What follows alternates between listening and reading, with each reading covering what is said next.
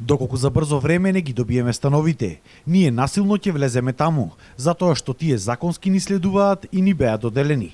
Со вакви закани денеска излегоа станарите од така наречената социјална зграда во Прилеп, кои по трет пат се собираат на протест, бидејќи по неколку месеци од доделувањето на становите, тие не можат да се вселат, поради како што обвинуваат тоа што министерката Фросина Ременски не сакала да ги потпише нивните решенија. Јас сум самохрана мајка со 2 малолетни деца, живеам под кирија со 8.500 денари.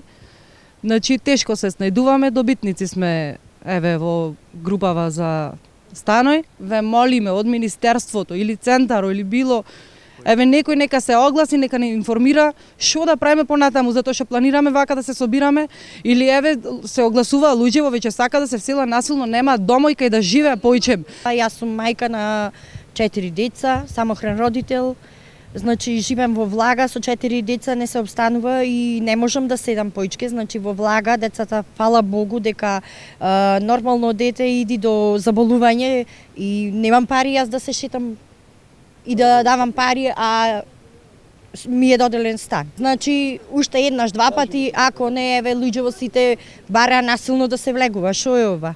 Значи не е нормална работа. Добитниците на овие социјални станови велат дека нив не ги интересирало политика и дека сакаат само да си го добијат тоа што законски им следува. Значи нека си бидам министри, нас не интересира ВМРО СД, значи по закон ни следува, некој ни кажал дека исполнивме услови, дека стан добивме, значи кај се становите? Исто така добитниците велат дека доколку некој не верува во каква ситуација се наоѓаат, повторно нека им испратат комисија. Ја конкурирав за слепо лице, па уште нема никаков одговор. Јас живеам со татко ми, со мајка ми, 10 души сме, нека дојде, нека провера. Комисијата дојде, се помина, виде и ни рече, чим ви викам јас, еден од комисијата, рече ќе ви даме.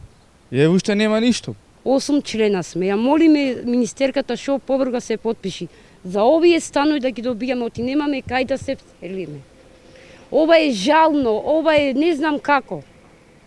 Јас од 2 малолетни деца и плюс депресија имам, не можам значи повеќе да живеам кај татко ми.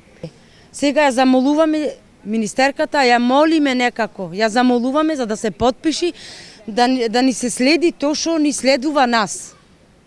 Да ни дај. Нема кај да ојме со 5 деца, нема кај да одам. Инспекција дојде кај мене, виде како живеам, како живеам, чекам еве да за решение чекаме, нема никаков оглас нема.